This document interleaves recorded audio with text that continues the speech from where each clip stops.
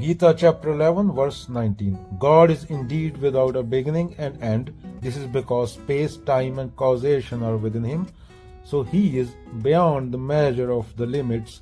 He cannot be encompassed either by space, time or causation.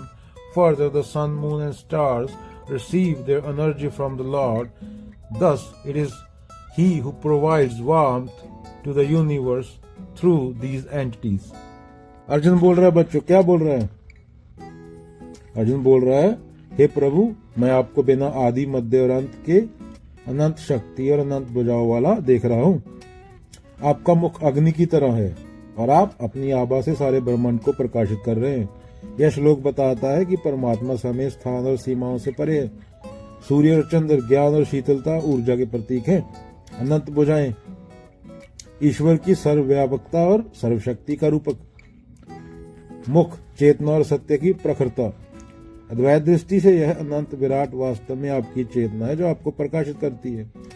सूरज की ऊर्जा धरती पर जीवन संभव बनाती है। विज्ञान की दृष्टि से देखें तो चंद्रमा के बिना समुद्री ज्वार भाटा और धरती का संतुलन बिगड़ जाएगा। जैसे ब्रह्मांड का हर कण कॉस्मिक एनर्जी से जुड़ा है, वैसे गीता कहती है कि भगवान ही संपूर्ण ऊर्जा का स्रोत है।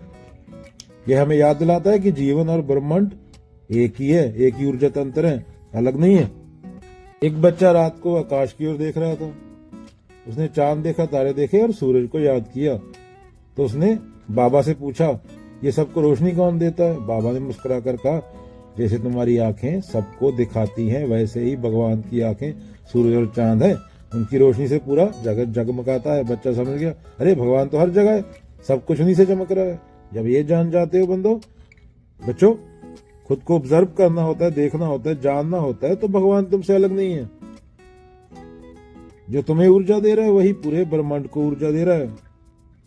उसे जानना होता है और इसी से प्रेम पैदा होता है, इसी से कंपैशन आता है और इसी से धरती बचेगी। इसी से तुम्हारे सांस लेने लायक साफ हवा बचेगी अगले 20 साल में, अगर कंपैशन होगा। अगर तुम पेड़ और अपने आप को एक समझोगे, जान जाओगे अंडरस्टैंडिंग के लेवल पे। चलो बच्चों,